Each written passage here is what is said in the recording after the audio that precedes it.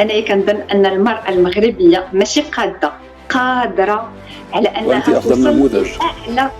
الحمد لله أنايا خريجة مدارس عمومية مغربية، وكنفتخر أنني قريت في المغرب وبقيت في المغرب وكملت كل شيء في المغرب، وذلك من أجل تقريب الخدمات الصحية من ساكنة المناطق المهددة بموجة البرد وتساقط الثلوج. تحت شعارنا الخالد الله الوطن الملك. وتبقى هذه الوحدة مستعدة للتدخل الفعال لحماية المواطنين والمواطنات وتطبيقا للتعليمات الملكية. تهدف عمليات وخطط القوات المسلحة الملكية المندرجة في مجال المساعدة والإنقاذ والإخلاء إلى مساعدة السكان المتواجدين في المناطق البعيدة والمنعزلة عبر مدهم بالمساعدات الغذائية والأغطية والرعاية الصحية. السلام عليكم يوتيوب، نتمنى تكونوا كاملين بخير ومرحبا بكم في فيديو جديد. الفيديو ديال اليوم نشوفوا فيه مغربيه اللي شرفت المغرب وشرفت المغاربه وشرفت المراه المغربيه، وتستحق هذه الالتفاته وكل التشجيع والتقدير لانها شرفتنا، بحيث هي المراه الاولى عربيا وافريقيا التي تفوز بجائزه الذكاء الاصطناعي في برنامج وومنتك اللي مشهور عالميا واللي كيجمع نساء رائدات في العلوم في التكنولوجيا والهندسه والرياضيات من البلدان الافريقيه والشرق الاوسط واسيا. هذه المراه المغربيه اللي شرفتنا حاصله على جوج ديال براءة الاختراع. يا سيدي، المرأة المغربية شرف للمغرب. وهتشرح لنا الاخوان ما هو الذكاء الاصطناعي بشرح مفهوم ومبسط. المكلخ والمطنق غادي يفهم ما هو الذكاء الاصطناعي، وايضا تهضر على المغرب انه يعمل على دعم هذه التكنولوجيا، وكاين امل ومستقبل زاهر لهذا المجال في بلادنا، وهتنصح الشباب بانه مجال كلشي يقدر يمشي فيه. حتى حاجه ما تخلعنا، بكل تفاؤل وافتخار وبايجابيه وبروح وطنيه عاليه، لانها كتغير على بلادنا وبتشوف المغرب، بتشوف بلادنا في تطور. انها الأستاذة المحترمة هاجر مصنف. وأيضا الإخوان هنشوفوا في الفيديو ديال اليوم التضامن المغربي. الجيش المغربي أو القوات المسلحة الملكية تتضامن وتتجند من أجل إغاثة المغاربة في المناطق الجبلية من موجات البرد. فلهذا الإخوان ما تنسوش تدعموا الفيديو بجيب باش يبان ريكوموندي الناس الآخرين، ونبارطاجيو المواضيع اللي هنشوفوها في الفيديو ديال اليوم. وندوزو دابا إلى أول امرأة عربية وإفريقية، المرأة اللي شرفت المغرب شرفت بلادنا، الأستاذة هاجر المصنف. الأستاذة هاجر مصنف تفوقت على 6 مرشحات لنيل الجائزة، والتي تجمع نساء رائدات في العلوم والتكنولوجيا والهندسة والرياضيات من عموم إفريقيا وآسيا الوسطى والشرق الأوسط. بمناسبة هذا الإنجاز الذي يشرف المرأة المغربية تنضم إلينا عبر سكايب الأستاذة هاجر مصنف.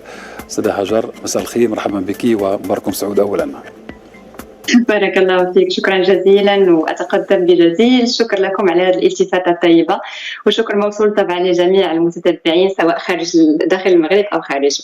مرحبا بك. أنت كيف تقرأين هذا التتويج أستاذة هاجر بالنسبة لهذا التتويج من فئة الذكاء الاصطناعي الشامل والمندمج، وقد تفوقت على نظيراتك من إفريقيا وآسيا الوسطى وكذا الشرق الأوسط؟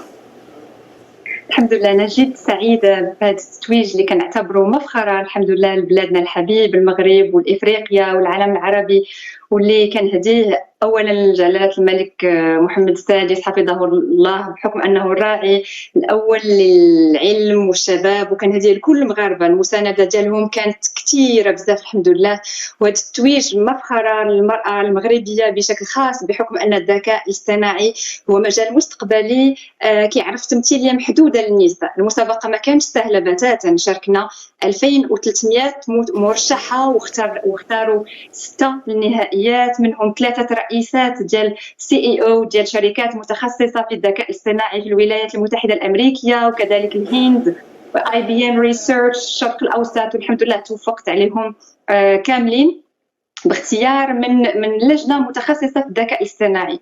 وغير التوضيح، الفوز ما كانش بالتصويت، التصويت كان من اجل مسابقه اخرى سميتها الكوميونيتي اووردز، واللي الحمد لله حتى حققت فيها نتيجه طيبه وتكلفت 12 من بين 2300 متشارك.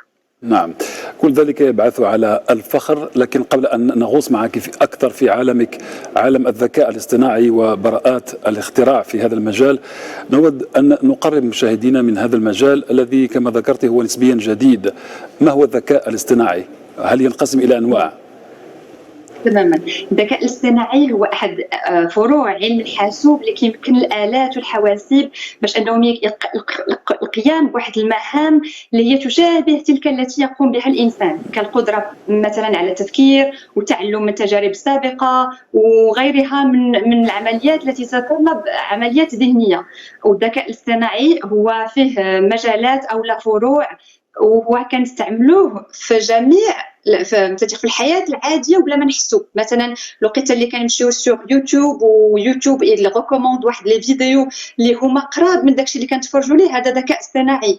لوقيته اللي كنمشيو مثلا لجوجل وغير كنبداو غير البدايه ديال الكلمه هو كيكمل لينا لا سويت، هذا ذكاء اصطناعي. لوقيته اللي كنمشيو فيسبوك وكي اونكادري لينا باغ اكزومبل لي زيماج ولا الوجه ديال الانسان اللي حنا كنتكلموا معاه ويعرفوا، هذا ذكاء اصطناعي.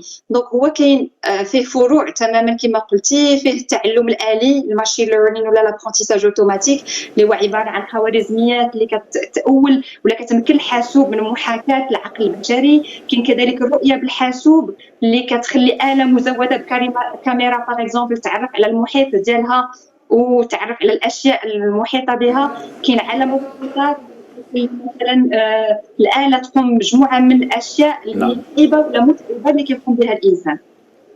وتأسيسا على ذلك أستاذة هاجر، هل تتوقعين أن تدخل الروبوتات حياتنا بشكل أقوى خلال الفترة القادمة؟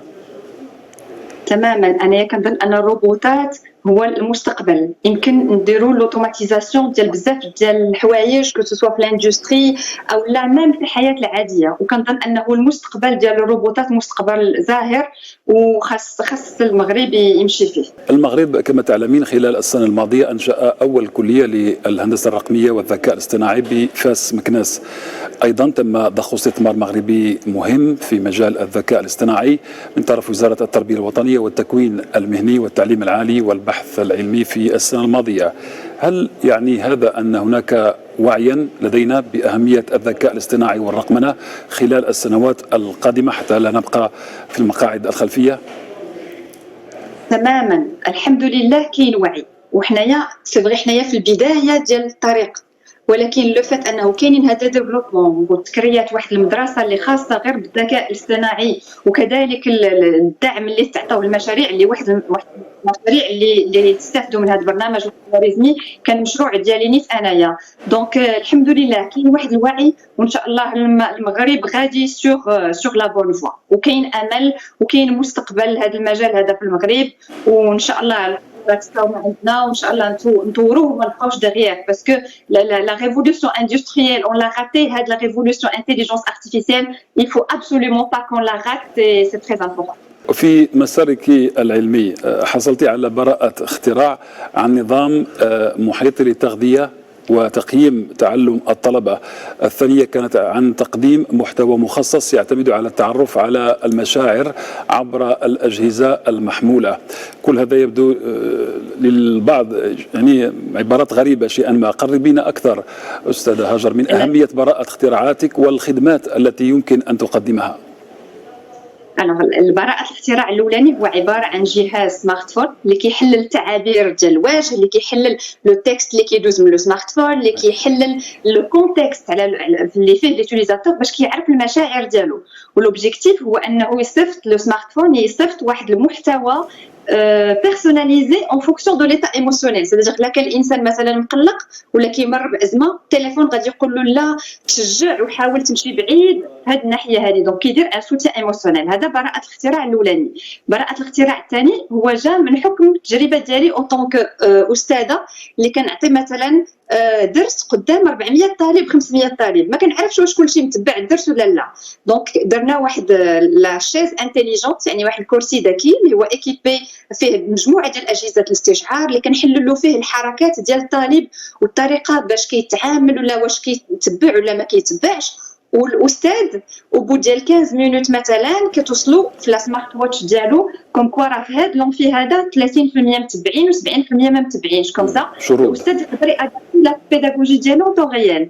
عندنا ايغالمون دي بروجي سور افيك لو مينيستير في اطار الخوارزمي اللي هو عباره عن روبوت ديستيني لاغريكولتور اللي كيدير تحليل ديال التربه وكيدير ازاله الاعشاب الضاره وكيدير القطف. وخلاص كاين الروبوت شاما اللي تعرف مؤخرا اللي هو يسو ديبلاس في لونفيرونمون ديالو، كيقدر يهضر باللغه العربيه ويجاوب على بعض الاسئله اللي عندها علاقه بالثقافه العامه، وكيعرف حتى هو لي زيموسيون الانسان اللي حداه وكيتفاعل معه. الذكاء الاصطناعي يقدر يجيري دي دومين، يساهم في قطاع السياحه بفضل دابا كنشوفوا ديال الفيرتشوال رياليتي، سيدير لا رياليتي فيرتشوال ولا رياليتي اوغمونتي، كيفاش انه العالم ولا قريه صغيره اللي نقدروا مثلا انه نديروا ميتين وواخا الجائحه وواخا كنبقاو انه عندنا حياه شبه طبيعيه. دونك انا كنظن ان الذكاء الاصطناعي عنده بلاصتو في كل المجالات. تتوقعين شخصيا ان نصل الى فتره يكون فيها الروبوت قادر على انجاز اعمال طبيه دقيقه مثل العمليات مثلا؟ الذكاء الاصطناعي ماشي خاصنا نتوقعوا انه هذا الشيء اللي كتقول عليه فريمون بزاف الحوايج منه وقعوا دابا حاليا. يقدر حاليا الذكاء الاصطناعي افضل من الطبيب في تشخيص بعض الامراض، مثلا الامراض الجلديه. حاليا الذكاء الاصطناعي الخوارزميات ديالو قادرين انه يعطيو بواحد لا بريسيزيون الوسينونت لي مالادي دو لا بو، يعني لو كونسير والحوايج بحال هكا.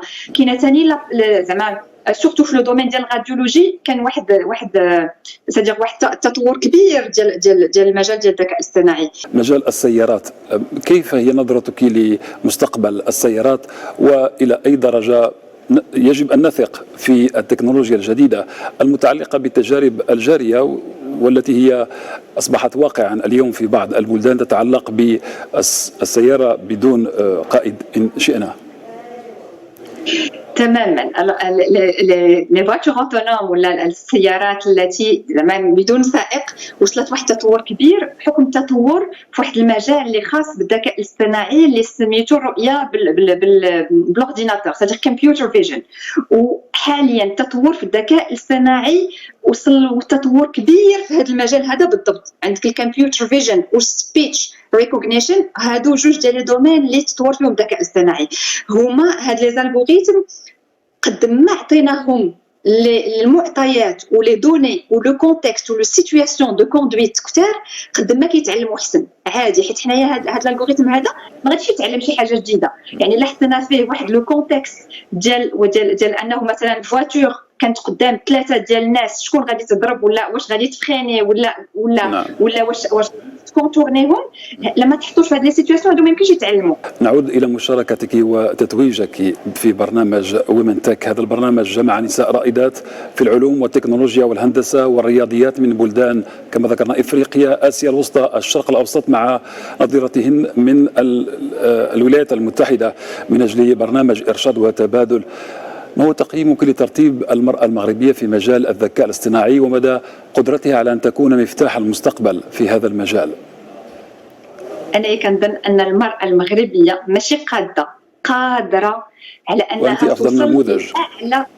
الحمد لله. أنايا خريجة مدارس عمومية مغربية وكنفتخر أنني قريت في المغرب وبقيت في المغرب وكملت كل شيء في المغرب. غير الحاجة الوحيدة النصيحة اللي غنعطي هي واخا نبقاو في المغرب ما خاصش يكون ليسبري ديالنا فيرمي. أنا كنعلم راسي ديما وكان ديما أجور في التكنولوجيا وكنشجع النساء وماشي غير النساء، أنا كنشجع حتى الشباب ديالنا كنقول لهم امنوا بالقدرات ديالكم وقراو وتعلموا، حيت راه كل شيء ممكن، خاص غير الاراده والعزيمه وكل واحد ما يدور راسو بناس اللي قادرين انه يزيدوا به القدام ماشي يرجعوا به اللور. اشكرك جزيل الشكر. هذه الاستاذه شرف للمغرب وشرف للمراه المغربيه، الابتسامه ديالها والتفاؤل ديالها، وهناك واحد الطاقه ايجابيه واحساس بطموح وامل جديد. ما عرفت واش حسيتوا بنفس الاحساس، ولكن هناك طاقه ايجابيه الاخوان، عندها روح وطنيه عاليه. نفتخر بك يا استاذه، شرحت الذكاء الاصطناعي بطريقه مفهومه ومبسطه، والله يوفقها في عملها والمزيد من التألق والعطاء. جوج ديال براءة الاختراع ومشاريع كبرى ما شاء الله. المرأة المغربية في مستوى عالي جدا، وعلينا أن نشجعها ونشجع الشباب المغربي باش يفكروا بهذه الطريقة نحو مغرب أفضل، نحو مغرب متقدم بالتكنولوجيا وبالذكاء الاصطناعي. وكما نقول المغرب دائما غادي في تطور. وندوزو دابا إلى التضامن المغربي، التضامن ديال القوات المسلحة الملكية مع المغاربة. نبداو من وجدة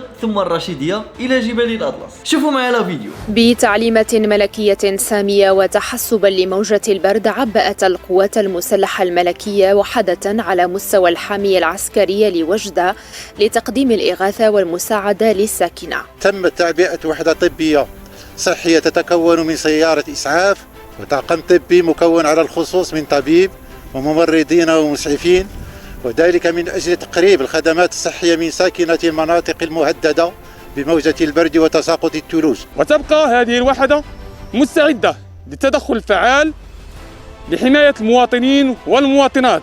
فهناك جنود متخصصين في التدخلات السريعة والفعالة من سائقين تقنيين وكذا منقذين. وتضم وحدة الإغاثة كوادر عسكرية مؤهلة من مختلف مصالح القيادة العليا للقوات المسلحة الملكية، ومجهزة ومزودة بوحدات طبية وبوسائل التعبئة وآليات الهندسة العسكرية التي تمكنها من فتح الطرق والسماح بتوصيل المساعدات الغذائية إلى الدواوير المعزولة. على مستوى الحامية العسكرية لمدينة الراشدية، عبأت القوات المسلحة الملكية وحدة من أجل تقديم الإغاثة والمساعدة للسكان الذين قد يتأثرون بسوء الأحوال الجوية وموجات البرد القارس والتقلبات المناخية في فصل الشتاء. وفي هذا الإطار تم وبتنسيق محكم مع السلطات المحلية تجنيد العديد من المكونات البرية والجوية والطبية قصد تقديم الإغاثة والمساعدة لهؤلاء السكان المدنيين، وذلك في إطار تنفيذ التعليمات السامية لصاحب الجلالة الملك محمد السادس نصره الله، القائد الأعلى ورئيس أركان الحرب العامة للقوات المسلحة الملكية. تنفيذا للتعليمات السامية لصاحب الجلالة الملك محمد السادس نصره الله، القائد الأعلى ورئيس أركان الحرب العامة للقوات المسلحة الملكية، وفي إطار الاستعدادات والتحضيرات وكذا التدابير الاستباقية لمواجهة موجة البرد والتساقطات الثلجية لشتاء 2020-2021، فقد تجندت القوات المسلحة الملكية بمختلف مكوناتها ومصالحها من أجل تقديم المساعدات الضرورية للمواطنين القاطنين لمختلف الجماعات الترابية لعمالة الراشدية. وقد أعدت هذه الوحدة للدعم والمساندة بطريقة تمكنها من الاستجابة بكفاءة وسرعة للحالات الطارئة على مستوى إقليمي الراشدية وتنغير. تمت تعبئة وحدة صحية تتكون من سيارة إسعاف وطاقم طبي مكون على الخصوص من طبيب وممرضين ومسعفين، وذلك من أجل تقريب الخدمات الصحية من ساكنة المناطق المهددة بموجة البرد وتساقط الثلوج. ونظرا لأهمية الظرفية، فإن الموارد البشرية والوسائل اللوجستيكية لوحدة الهندسة العسكرية مستعدة لحماية المواطنين وممتلكاتهم، وكذا الممتلكات العامة من أخطار الكوارث الطبيعية المتعلقة بالفيضانات وإغاثة المنكوبين وتأمين سلامة المواصلات والاتصالات تحت شعارنا الخالد: الله الوطن الملك. القوات المسلحة الملكية تحسبا لموجة البرد جندت مختلف مكوناتها البرية والجوية والطبية قصد تقديم الإغاثة والمساعدة، وذلك تنفيذا لتعليمات الملك محمد السادس القائد الأعلى ورئيس أركان الحرب العامة للقوات المسلحة الملكية. وخلال فترة الشتاء يجري توجيه وإيصال الدعم والمساعدة اللازمين إلى السكان الذين قد يواجهون ظروفا صعبة بسبب سوء الأحوال الجوية، خاصة في المناطق النائية والمعزولة بسبب تساقط الثلوج بكثافة.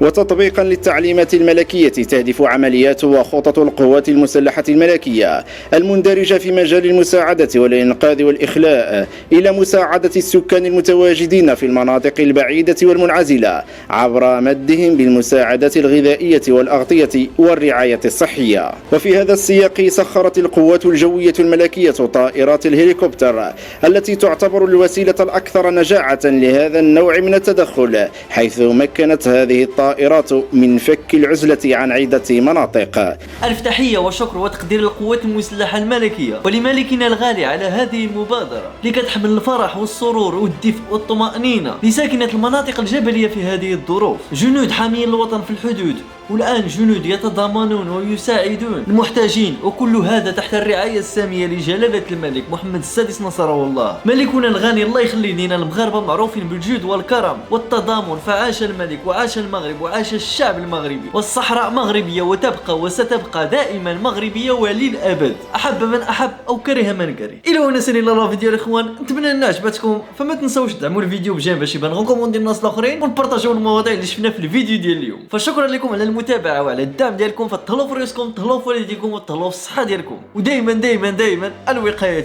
خير من العلاج من فيروس كورونا. على مولانا.